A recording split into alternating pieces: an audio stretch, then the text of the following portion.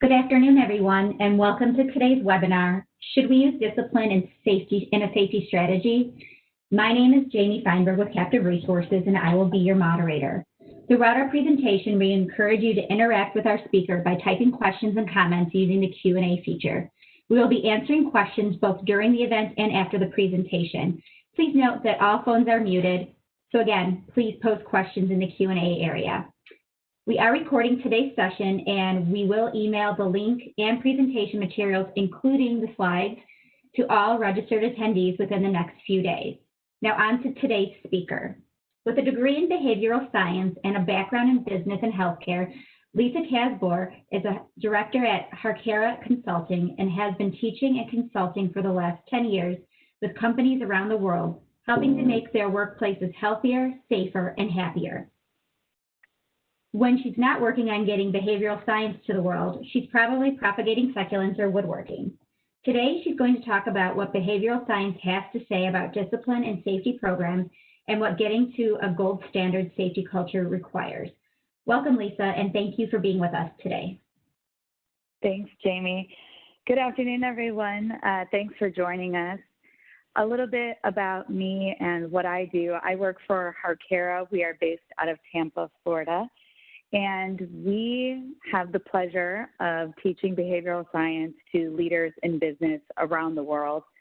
And we help them use it to improve things like health and safety, wellness, quality, production, and everything in between.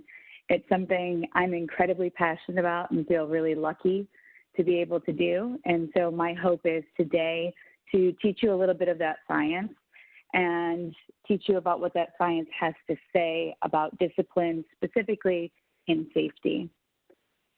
So first things first, what do I mean by discipline? What I'm talking about, really strictly speaking, is discipline policies written into your safety policy. So the things that say if someone breaks a rule, then we are going to do X. Coaching, we are going to suspend them. They're going to be written up. They're going to be put on probation. Any of those things count for what I'm talking about as discipline. As we move through the talk, though, I want you to keep in mind that discipline can not only be formal, it can also be informal. And in many workplaces, the informal side of discipline can be the bigger monster. So what I mean by informal is the reactions of the people involved in the investigation process, the reactions of a boss when an incident occurs, when someone gets hurt. Those can also be discipline. Those can also be a punishing experience for someone to sit through. And so keep that in mind as we move through today's webinar in talking about discipline and safety. General premise behind discipline is pretty straightforward, right? So we punish someone in the hopes that their future behavior will be changed. Many of my clients also say that they punish people to send a message to other people that this behavior is not appropriate, it will not be tolerated, it's not acceptable at our place of work. So the goal is kind of two-pronged in that idea there, that we're going to change one person's behavior because they're specifically experiencing punishment, but we're also going to change a peer group's behavior as well. We do this with the ultimate goal, right? The ultimate goal in safety is to stop risky behavior to make our future safer. And I think we can all agree those are noble goals. Those are good goals to have. With that in mind, how are we doing? This is a graph of the non-fatal recordable rate in the United States. This is per 100 employees. So what you'll see is we had a pretty good clip of descent there in the late 90s, early 2000s. And as we've kind of moved on through this decade, we started to flatten that curve out just a little bit. And so that either means we don't have much room left for improvement, or that we need to kind of shift gears and try something different than what we've been doing. These are work fatalities. So in the year 2018, 5,250 people lost their lives. That is 13 people a day, over 100 people a week. So based on the previous slide, and this slide, I would argue that we do still have room for improvement. We can get better. I don't think this is an acceptable level of death or injury for us to kind of settle for. And so I think we need to continue making those strides. This is total work fatalities. So keep that in mind. Something interesting about this rate, though, is that if you look at the rate for 100,000 full-time employees, it's about 3.5 people per 100,000 employees that will die at work in any given year. That number has not changed much in the last decade. It has remained relatively stable right at that 3.5 mark. So safety management, generally speaking, not through its own fault, has kind of been in this do it or else management style, and it's been there for a while. We give people rules, we tell them what to do, and we say, do all this stuff to be safe, or else bad stuff's going to happen. You're going to get hurt, you're going to get written up, you're going to get fired. It's do it or else. And really, it's not through the fault of safety that it kind of lends itself to that, right? It's a very instinctual management approach. And if you're a parent, I know you've used it before. I know you're familiar with it. I think we're all guilty of it at some time or another. So it's this kind of management via threat, right? Why is it a problem? Is it a problem? In order to answer that question, I'm going to have to do a little bit of science with you here. So we're going to talk about the science behind what drives behavior. And so I ask that you pay attention for these few slides because these are really critical in understanding why and how we kind of deal with this in the science. So there are 2 reasons for behavior. To talk about those 2 reasons for behavior, we're going to use these little rats, Ricky and Robbie. And we're going to do an experiment known as a Skinner box experiment. This is something that college students who are going into behavior analysis do across the country, across the world. And it really refers to taking the rats, putting them into these special cages or boxes, and trying to teach them things and using different methods to teach them. So we're going to take Ricky and Robbie. We're going to give them a pretty simple task. We're going to try and teach them to press a lever 10 times per hour. We're going to do this in 2 different ways. So our friend Ricky here on the left, we're going to give him food pellets every time he presses the lever. Poor Robbie on the right is going to get stuck in a Skinner box that has an electric current running through the floor. And we're going to turn on a mild electric current, and we're going to get Robbie to press the lever to turn that current off. Both Ricky and Robbie are going to learn to press the lever very, very quickly. Rats are smart little guys. The food pellets we usually use are Fruit Loops, if anyone's really interested in what motivates rats. So Ricky's going to learn really quickly, pull the lever, I get food. I get something I want. That's great. Robbie's going to learn really quickly, I pull the lever, the shock turns off. I like that. I like the shock going off. That's a good thing for me. So they're both going to press the lever. They're both going to be able to do that at the same rate of 10 times per hour, but they're going to do it for very different reasons. Same exact behavior, 2 very different motivators, right? Ricky is operating under something we call reinforcement. He's getting something he likes as a result of pressing the lever. Robbie, on the other hand, is operating under threat. He's escaping a situation he doesn't like by pressing the lever. He's getting rid of something he doesn't like by pressing the lever. Same behavior, 2 very different reasons, reinforcement and threat. Let's extrapolate that to the workplace. It's not quite as straightforward as Fruit Loops and electric grids. So what we can do in the workplace, though, is we can change the environment that 2 people work in. So we're going to take Bob and Joe. Their assignment is to lay 150 feet of asphalt per shift. What we're going to do is put them with 2 different managers, Manager A, Manager B. Bob's working with Manager A. Manager A is a really positive boss, delivers lots of positive feedback to his team. He celebrates the successes of his team. He's very level-headed. When things go wrong, you're not going to find him unpredictably screaming or anything like that. He's in the field with his people a lot. He's highly visible in terms of management.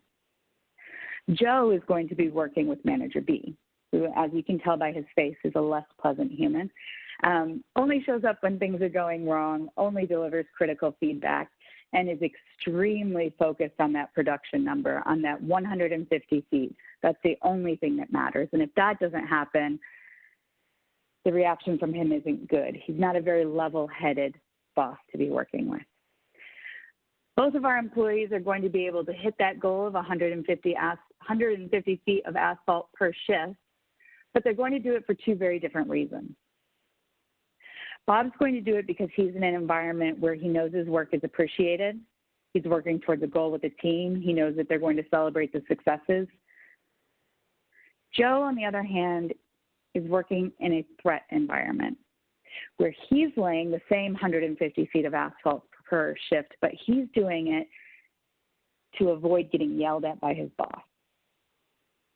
He's doing it to avoid the wrath of Manager B. So same behavior, two very, very different motivators, right? Inevitably, what this creates are two very different environments. Where you have employees working in want-to environments, you'll see lots of reinforcement. When you have employees who feel like they have to be there, they have to do their job, they're not really that interested in doing much more than exactly what their job is, typically they're operating under a lot more threat. Okay, it creates a sense of, I have to do these things, or else I'm going to get in trouble, or else the boss is going to show up, or else I'm going to get written up, etc.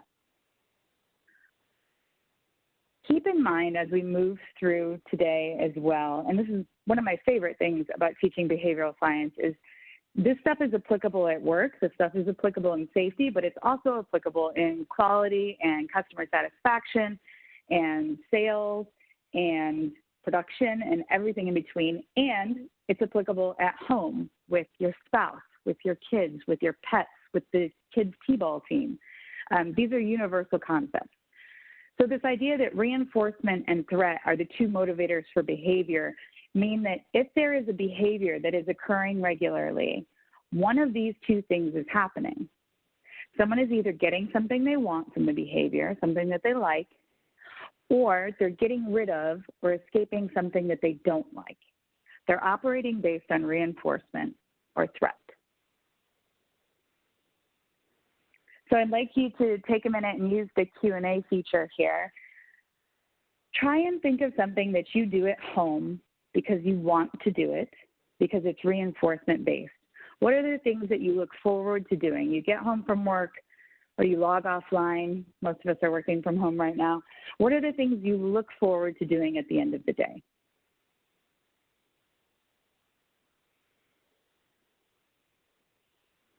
As Jamie mentioned in my intro, mine is gardening. I prefer succulents. I see we have someone who said gardening, cooking, good.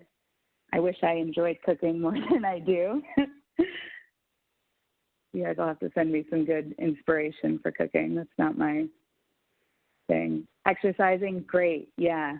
Cooking, gardening, yeah. Coaching, I like that. Eating, yes, that's a huge reinforcer for most of us. Unfortunately, a little too much during quarantine for me, but a bottle of wine, good. Sewing, creating something, yes. I love that. Great. So these are really good examples of things we do because we like to. Hanging out with your daughter, social time, calling friends, watching TV, binge watching a show, scrolling on your phone, playing the new game you've downloaded. These are all things we do because there's reinforcement involved. We want to do them.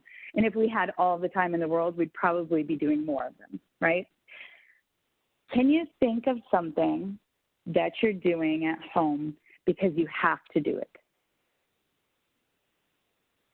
What are the tasks that you have to do at home? That you do them, they're still behavior, still doing them, but you don't do them because you like to do them. We do them because we have to. Taking the trash out, paying bills, dishes, good. Cooking, cleaning, good. Dishes, laundry. So this is really interesting. So some people say cooking as their have to, while some people said cooking was their reinforcing thing that they chose. And that brings up this idea that it's very different for everyone. So consequences are judged based on the performer's perspective. So just because one person enjoys cooking and that's a reinforcing experience for them doesn't mean it's a reinforcing experience for everyone, right? Some of us only cook because we have to feed the people we live with. Good. Organizing. I like that one a lot. So these are all things that happen, and we do it to escape some sort of threat, right? So paying bills. Why do we pay the bills? Well, we don't want someone to call us a debt collector to show up and ask for money. We don't want the electricity to get shut off. We don't want our water shut off. We definitely don't want our internet taken away. That's the threat we're escaping, right? Cleaning. What threat or thing are we escaping when we clean? Well, we're getting rid of the mess. We're getting rid of something we don't like. We're avoiding the stuff we don't like by cleaning. We're avoiding the embarrassment that comes with a house, although you don't have to worry about people popping by quite as much now. The same can be said for things at work. So take a moment and consider, what are the things at work you do because you genuinely enjoy the process? They're usually the things that we put at the top of our to-do list.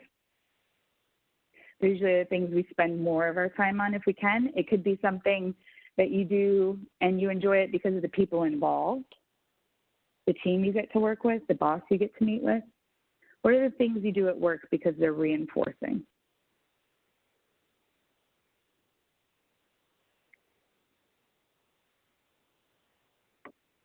Collaborating, good. That's a really good one. That adds in the social time and creative energy.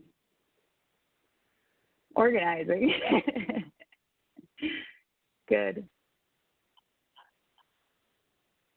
Some people will say things like meetings, certain meetings, not all meetings, certain meetings end up on this list of reinforcing things. Training, good. Leading, great. Presenting is one for me. I really enjoy presenting to a group of people.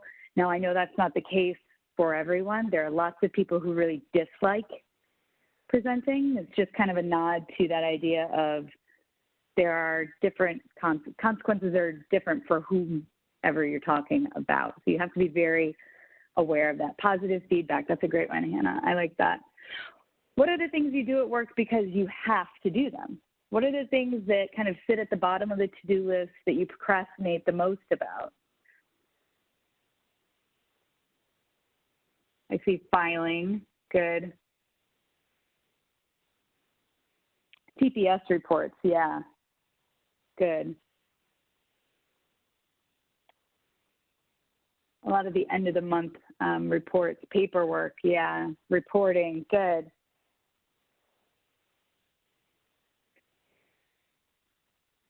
So our days are filled with both, right? Our days are filled with things that we find reinforcing. Our days are filled with some things that we do just because we feel like we have to, because we have to escape the threat, right? But we're still behaving. We're behaving because of one of these two things in each of those scenarios when we look at it.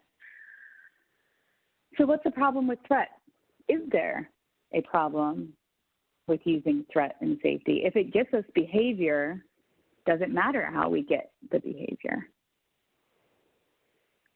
I would say, yeah, it does. And I would like to outline some of what we see as the problems that come along with using threat to manage behavior. They're kind of the side effects of threat, if you want to think of them that way. Threat is a tool that can absolutely be used to get behavior. That doesn't necessarily mean you want to use it in every situation. And so I want to outline some of the things that we see happen, especially when it comes to safety and using threat.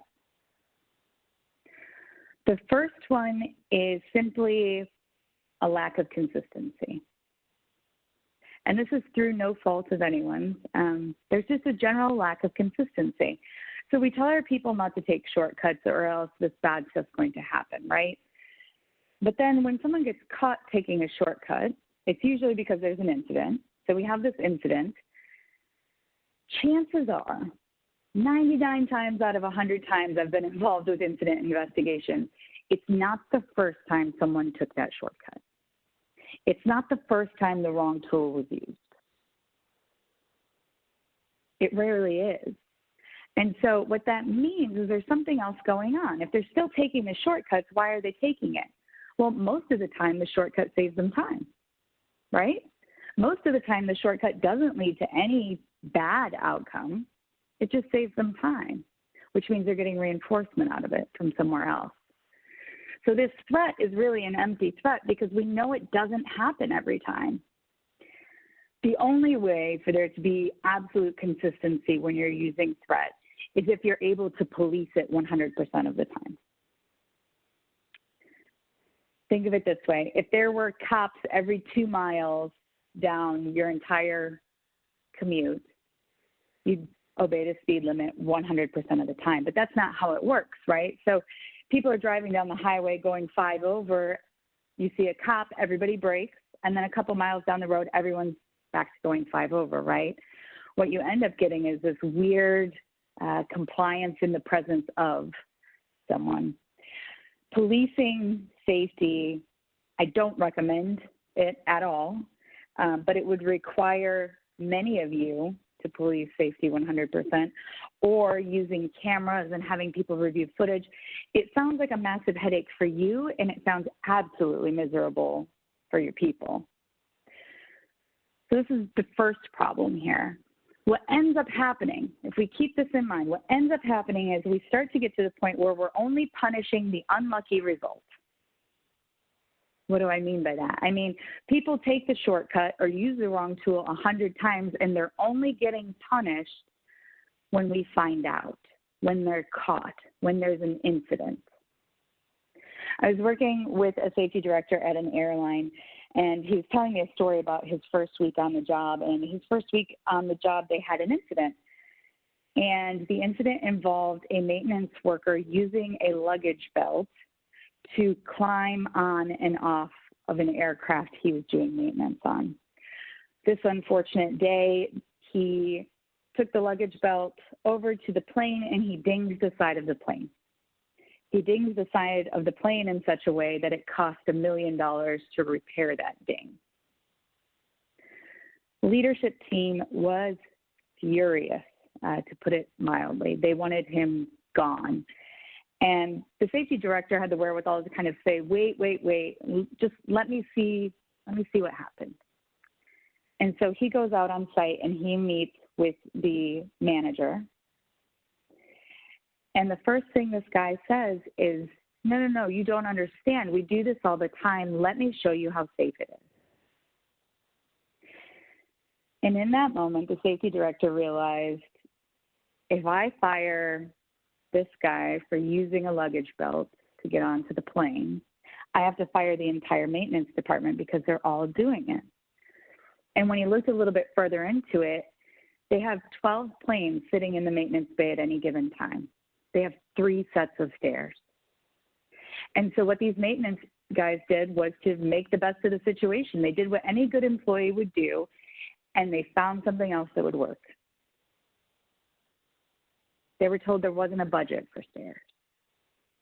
So they made it work because there was an immense time pressure to turn these planes around. Every minute that these planes sat in the hangar was just money flying out the window, and they were very conscious of it.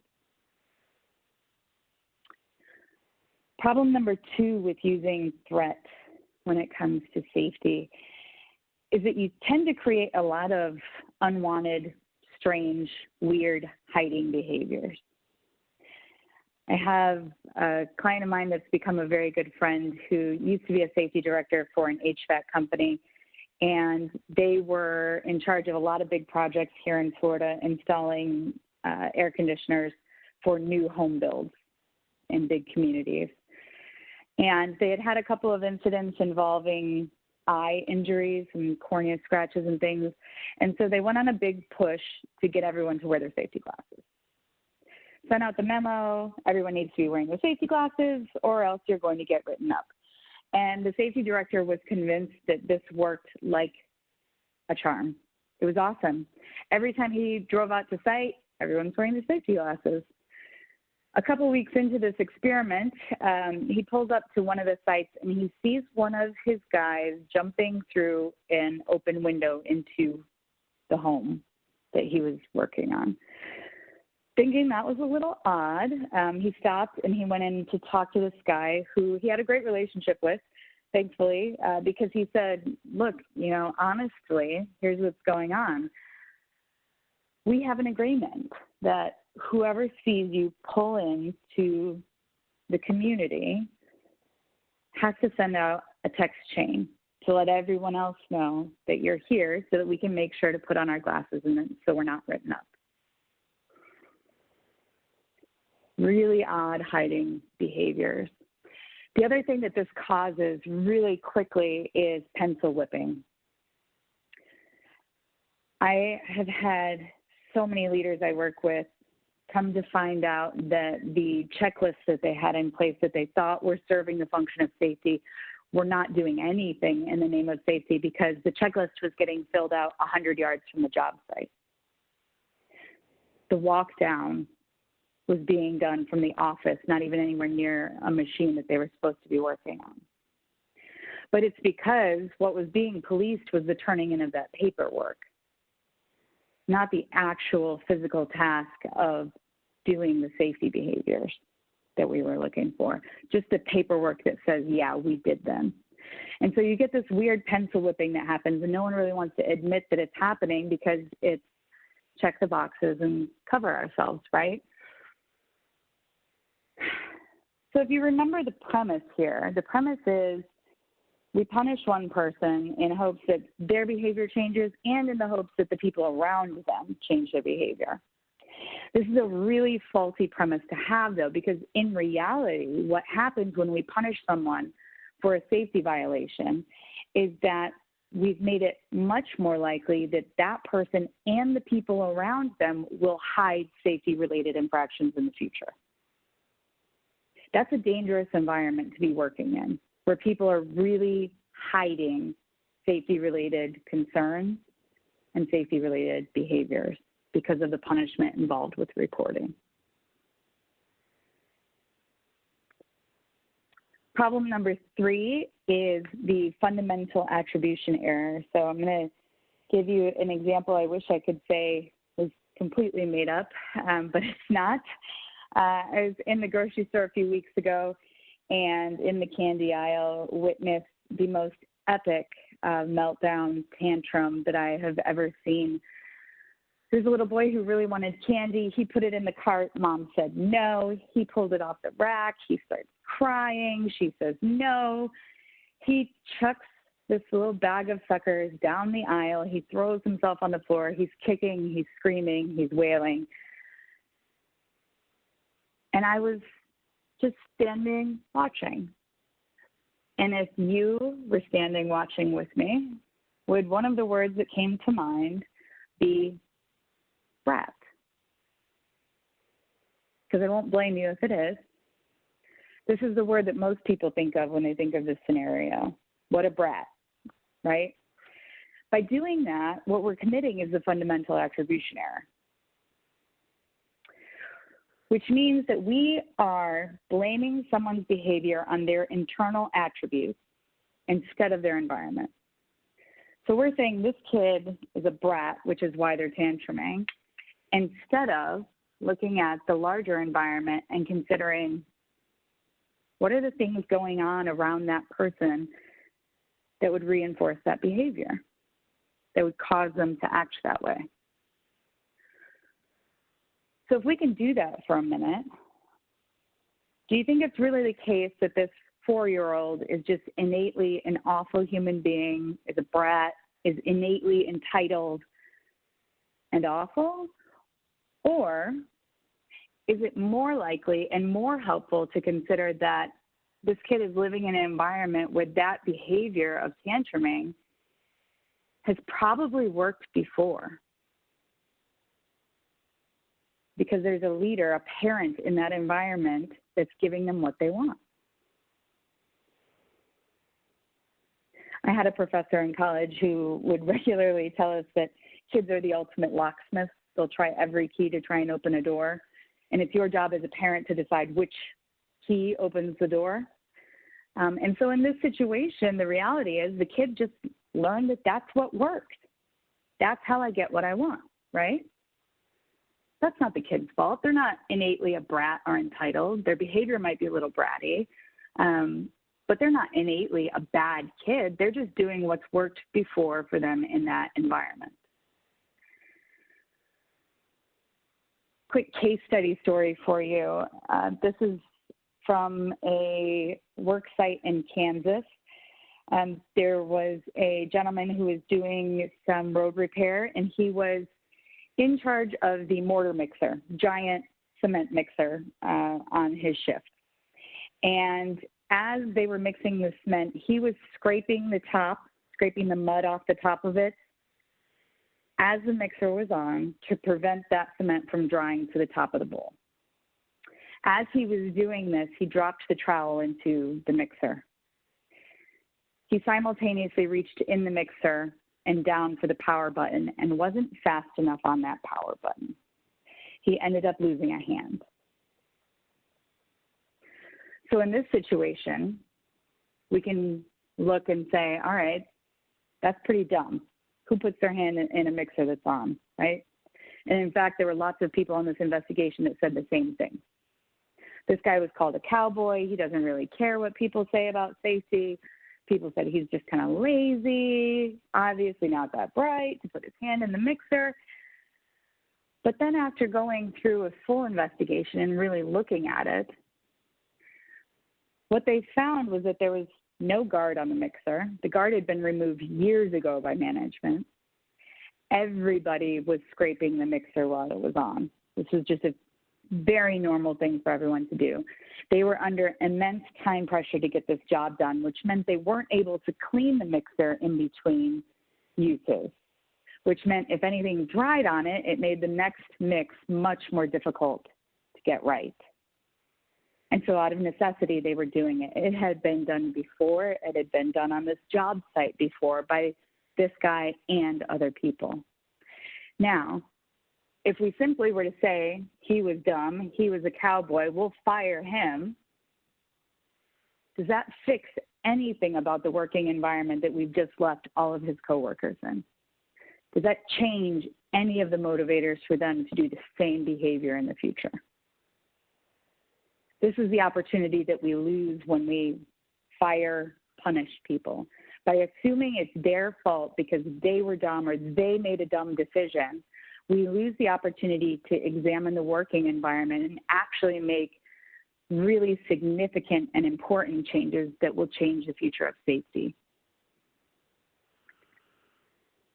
So this last problem is about the long-term impact discipline and threat has on engagement. The first three problems I listed are more about threat not working well as that motivator to behavior.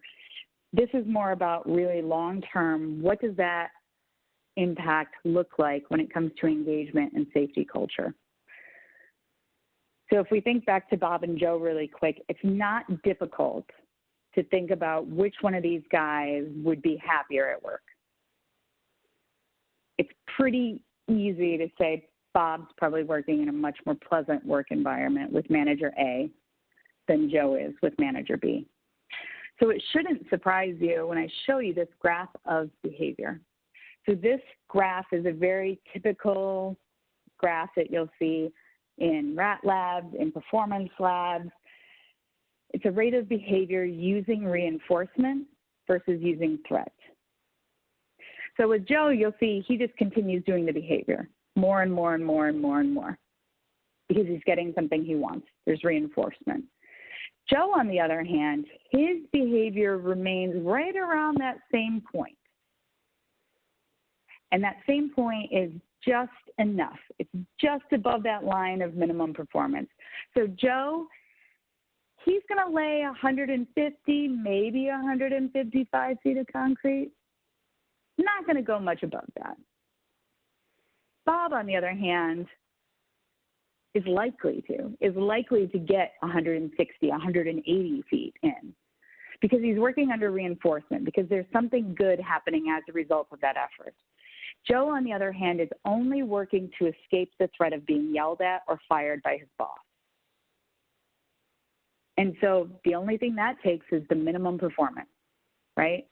If you think about a zebra running from a lion, The zebra is not going to run an extra 2 miles once it's escaped. It's going to stop, right? There's no reason to run once you're already escaped.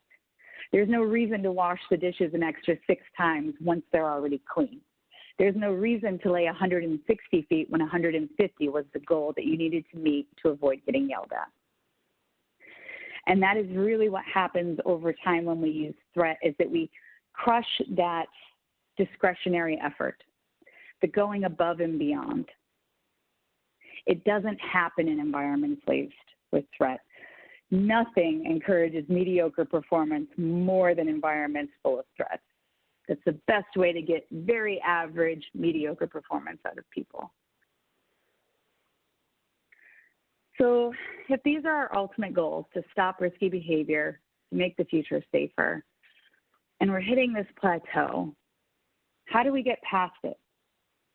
What's the next thing? What's the next level?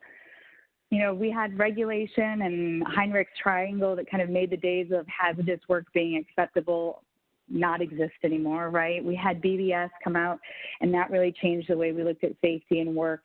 OSHA has had a big impact on regulations. Most companies' policies and procedures are in the right place. So what's next? What gets us to the gold standard? What gets us to the next thing in safety? The next level is about engagement. It's about creating engagement. It's about fostering engagement and giving leaders the tools to do so as well.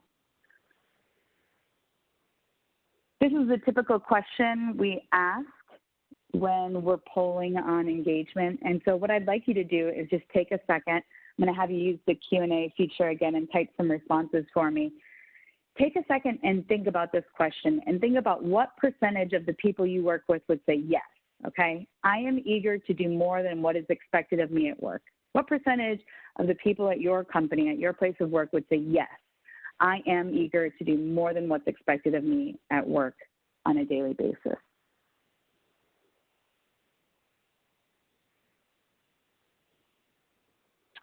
I've got 50, good. 10, few tens there, all right. 50, good. 30, all right. A little bit of a range for us. All right, so you'll be in reasonable company. Gallup did a nationwide poll, and what they found is that at any given time in the United States, only about 30% of our workforce is engaged. Personally, as someone who studies behavioral science, who studies business, and really has an ultimate goal of making people happier at work, I think that's a pretty dismal amount. I think we can do better. I think we can do better than 30%. I think we can have more engagement at work. At the end of the day, does that matter, though?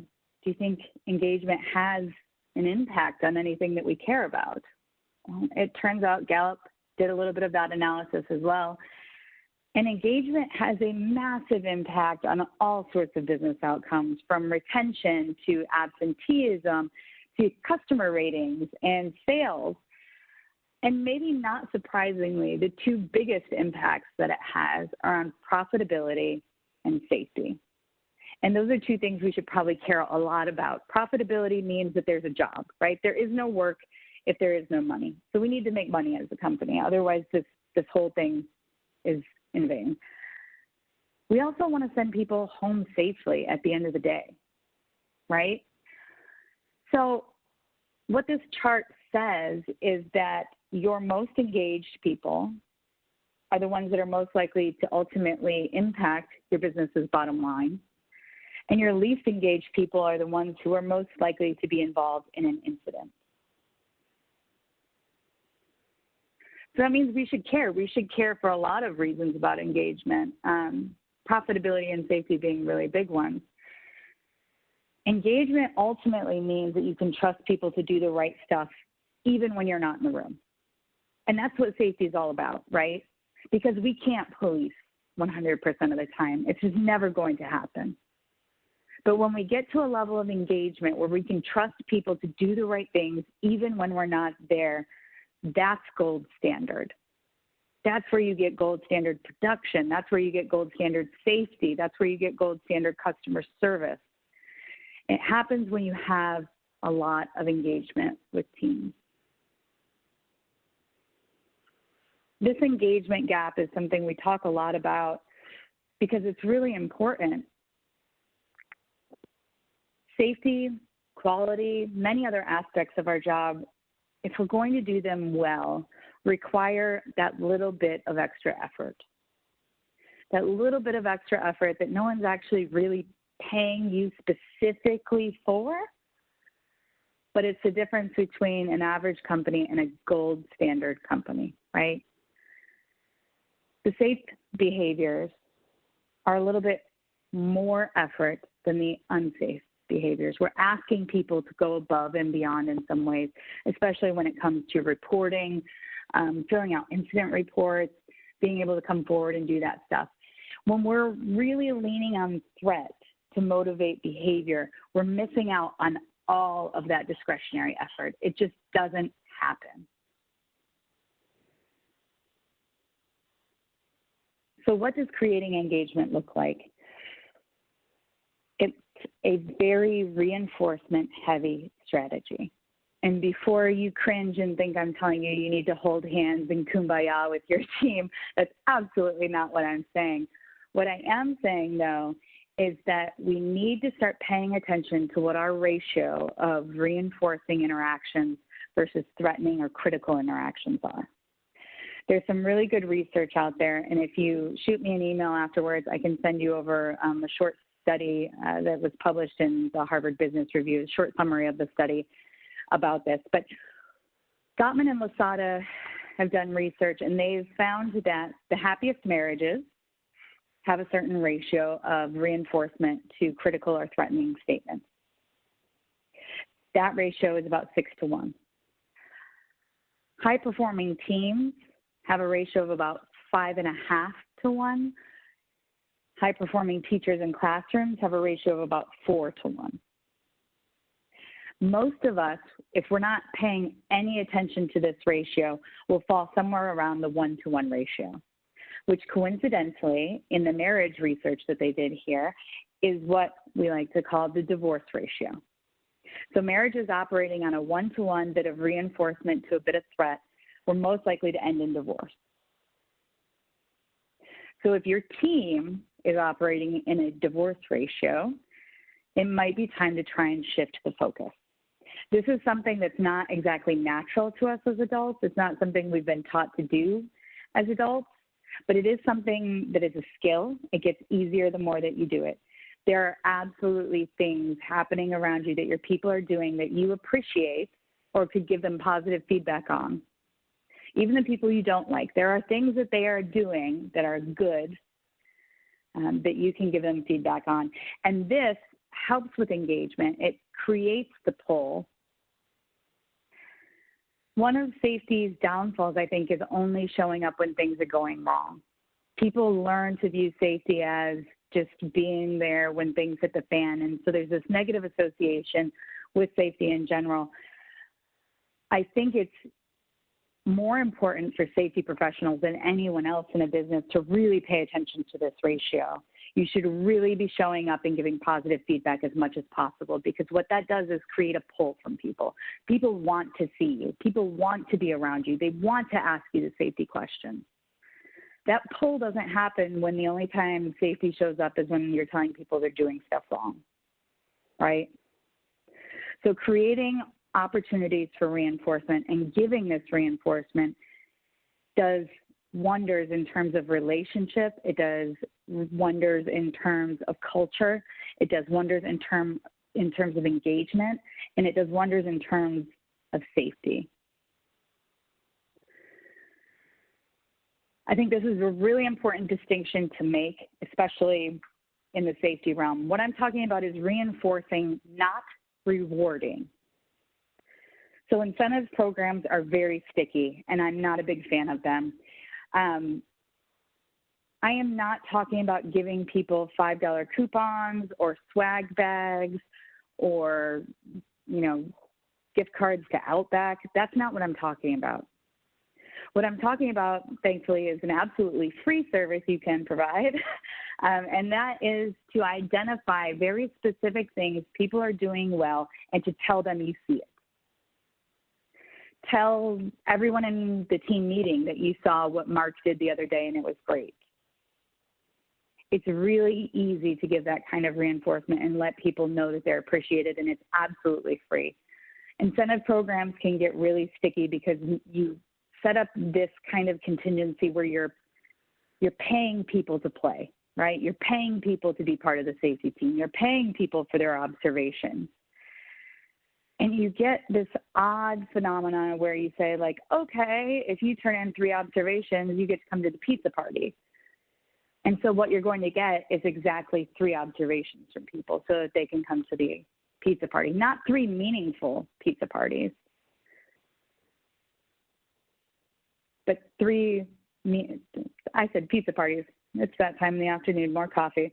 3 meaningful observations is what you really want, right? Most of the time they're pencil whipped. Most of the time they're done the Thursday before the Friday pizza party. It's just not a genuine engagement in safety. The other sticky problem with incentive programs is that when you try and roll them back, you get a lot of resentment. So people get really used to the end of the month pizza party. People get really used to winning stuff. People get really used to the gift cards, to the swag. They don't like it when you take it away. You have to build engagement. You have to build real, true engagement, and it takes more effort than ruling via threat. It takes longer than ruling via threat. It takes longer than paying people to play, but it is the only way to get to a gold standard culture. Yeah, so I have a chat here talking about monthly online safety trainings for employees.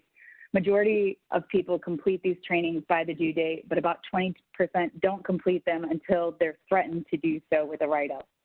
Yeah, so here's the thing, right? There are some things at work that we can take minimum effort on, right? So if you literally just need people to check a box, to sign their name, to sit through a training, and you have to threaten them to do that bare minimum, and the bare minimum is totally an acceptable level of participation, that's okay. There are situations where that's totally appropriate. But to build engagement and safety where you're actually having people pulling for safety advice, bringing up concerns, filling out valuable observation cards, valuable incident reports, those only happen when people are not operating under threat and where they're willing to give that little bit of extra effort. So engagement is really ultimately impacted by the working environment people are in. And the people who are responsible for that working environment are leaders. It's really critical that leaders have tools to create engagement and bring out the best in their people. Over the years, as we've worked with companies around the world, we kept seeing the same things kind of undermining leadership success. And in behavioral science terms, they're pretty straightforward, but intuitively, we get in our own way. One of those things is management via threat, which is what we've been talking about today. It's a very instinctive thing. We've all done it. If you have kids or pets, you've definitely done it. We've all managed via threat. It's an instinctive thing, and it works sometimes. It works short term a lot of times. But unfortunately, long term, that really undermines our ability to be an effective leader. This is one of the handouts you guys are going to get. It's a really great place to start evaluating and looking for places that you can improve on to build engagement. There's a screener that goes along with this that you can fill out to kind of get an idea of where your company might be most ripe for improvement. I'd really encourage you guys to take a look at that. Reach out to me with any questions you have on that. I'm happy to answer those. I can hear the rumblings across the internet here. So am I suggesting that we just let people get away with stuff? No. There's definitely a time and a place for discipline at work.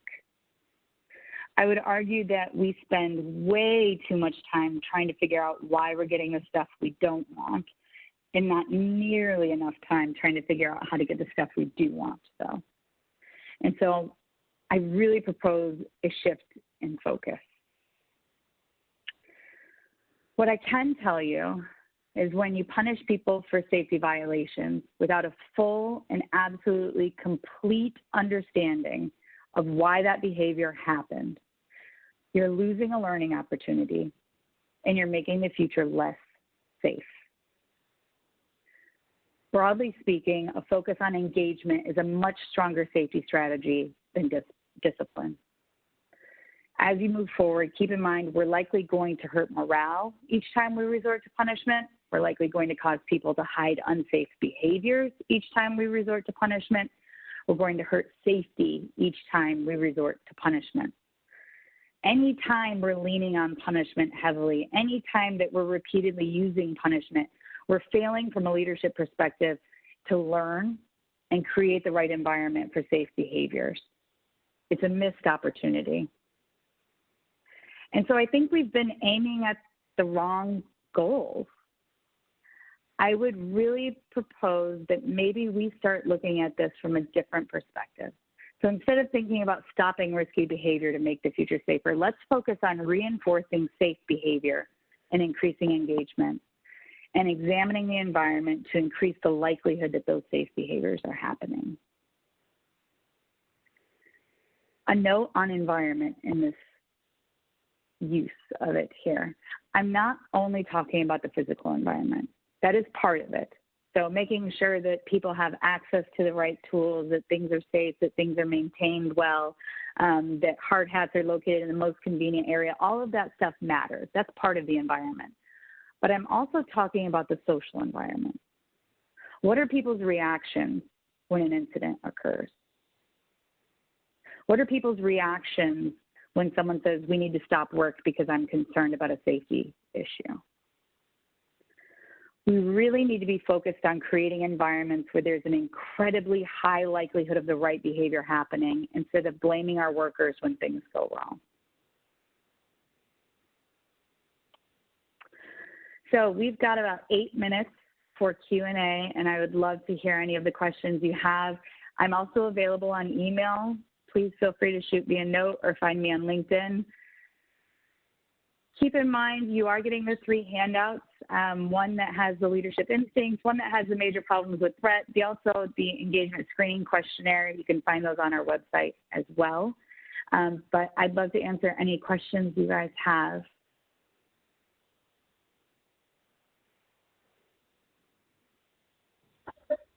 Hey, Lisa, I'm not seeing any more come in. We'll give it just a few more seconds here. Remember, everyone, if you have questions, go ahead and type them in that Q&A section there on the right-hand side of your screen.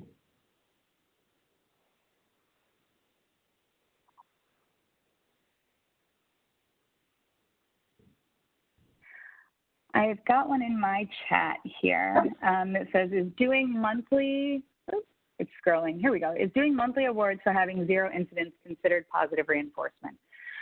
So this is something that I really recommend against doing because especially if there is anything monetary or prize associated with this. So what happens when we set this goal of 0 and we celebrate when we hit 0 is that when people mess up and realize that we're not going to hit 0, they tend to hide it.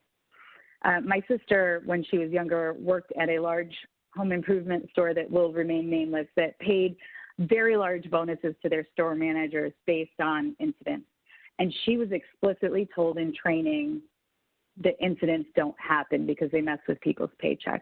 It creates that kind of environment. So it turns what should be a celebration of safe work into don't you dare report it or we're going to lose our pizza at the end of the month or we're going to lose our $10 at the end of the month.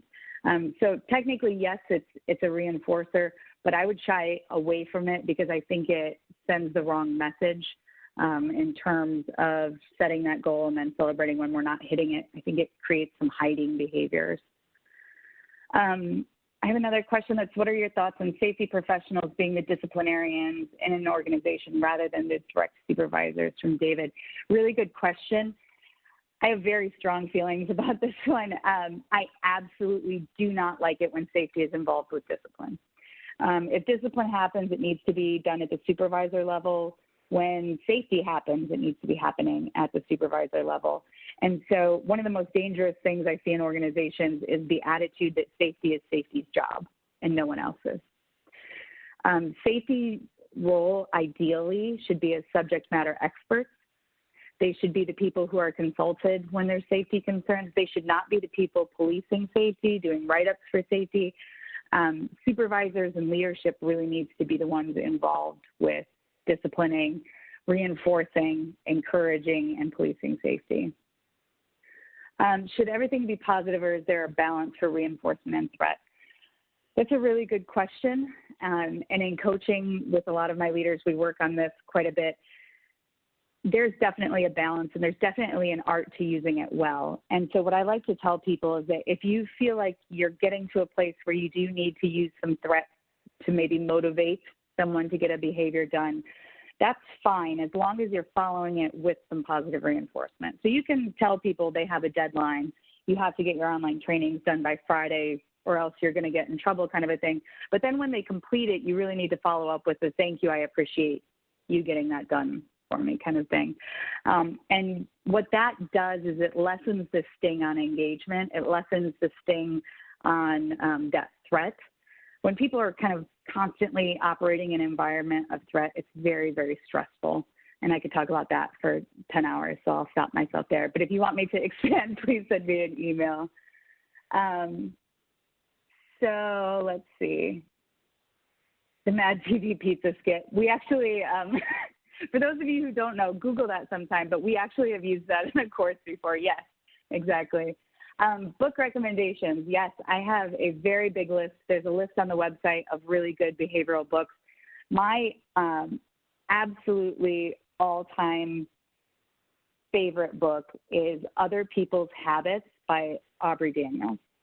And it's about using reinforcement to get the best out of the people around you and the strategies for doing it, and really great examples of how to do it, and how to do it in a way that doesn't feel disingenuous and cheesy and kumbaya-y and things like that. So great question. That would be my very favorite one. We're actually in the process of writing one on the leadership instincts that undermine success right now. So I'll give you guys a shout when that's all finished up too.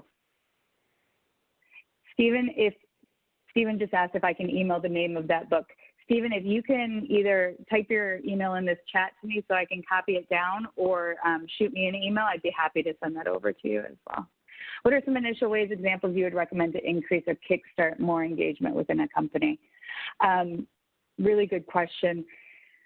For us, it's usually starting at the top, starting with the leadership team. Everything that they do has a downstream impact on the working environment. So when leaders aren't engaged, when leaders aren't on board, it really has a disastrous impact downstream. It doesn't matter what the people at the front line are doing at that point. And so we really recommend that leadership teams get on board with just tracking the ratio of interactions you're having. That's a really simple way to start looking at engagement. Engagement surveys are also really good if you can find a good behavioral version that will give you really good insight on what you can do and change. That's something we do a lot with our clients in terms of giving them a really specific direction to move into with the leadership team. But without doing that, the 4-to-1 ratio is a really great place to start taking data with your team to see kind of how you're going, how you're doing.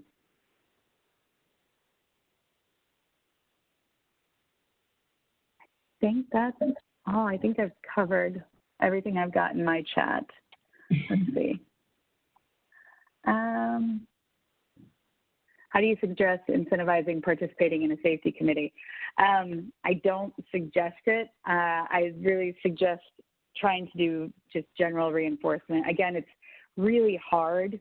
It's hard to come off incentivizing it, that's all. And so unless you're prepared to do it for forever, I think that's appropriate, but when you're not, I really would shy away from it. I have some in the Q&A section here.